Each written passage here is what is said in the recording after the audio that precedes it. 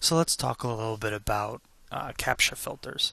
Capture filters are really important, especially if you're trying to capture a large amount of data from networks that have a high amount of traffic.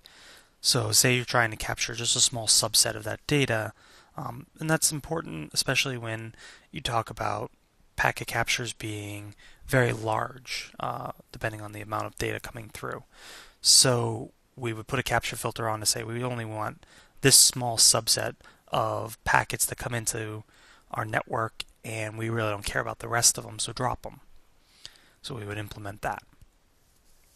Capture filters use the same syntax as TCP dump filters. And the reason for this is because Wireshark on the back end uses the libpcap and the winpcap libraries to do its processing, and so does TCP dump. So and the reason for this again is TCP dump is much faster, much more efficient at capturing packets, but it doesn't have that same granularity that a Wireshark filter would normally have. So you won't get the down and nitty gritty into the deep packet inspection of each packet that comes in. You're going to have to go at a more high level for your capture filters. So capture filters are formatted as you have a filter. You can negate it with using the word not. You can string filters together using and or. So our examples here, right? UDP and port 53. That's all UDP traffic, and that came in on port 53, and we know that that's DNS traffic. Again, TCP port 80 and not host 192.168.0.5. And what that means is that we want all TCP traffic coming in on port 80, but we don't want traffic coming from 192.168.0.5. Now, we can string together multiple filters with the parentheses and using an and or function. So in our example here, right, we want all TCP traffic, but we also want TCP traffic, only that TCP traffic that's coming in on port 53 or port 80. Now, you can use greater than and less than logic as well. So in our example here, right, we want TCP port is greater than 1500 and TCP port is less than 1700. And what this will actually capture is all packets between 1500 and 1700 on the TCP protocol. Now there's an easier way to do this. We're going to show you that in the next slide, but I just wanted to show you that as an example of how to use the greater than and less than in a capture filter. So here are some real examples, some real world examples, right? All traffic from the 192.168.0.1 network. So there's two ways to do this, right? When you're talking about getting all the traffic from a particular network, we want to do source or destination, DST, network, and we give it the IP address. Now, when we talk about that, we need to give it a subnet mask and tell it to capture the entire network. And there's two ways to do that. One, you type mask and then give it the subnet mask, in our example, 255.255.255.0. Or you can give it the CIDR range of /24, and that does the same thing.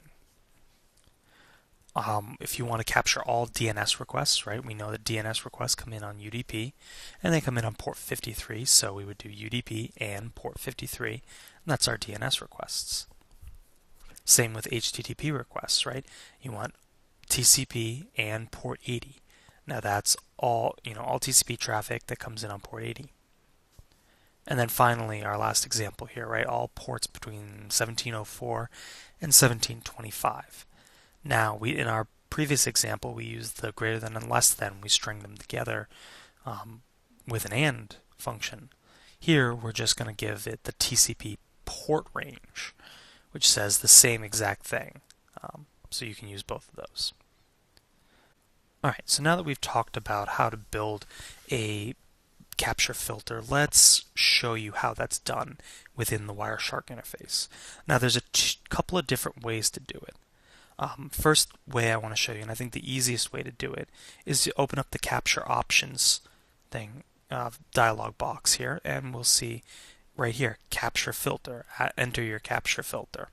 Now, I'm going to give us a simple capture filter. We're going to do TCP port 80. Now you can see that it turns green, say, hey, that syntax is correct.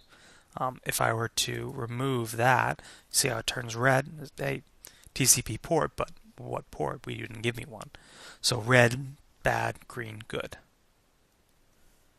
So once you've got that, you can see right here on our Wi-Fi interface that our capture filter is set to port 80.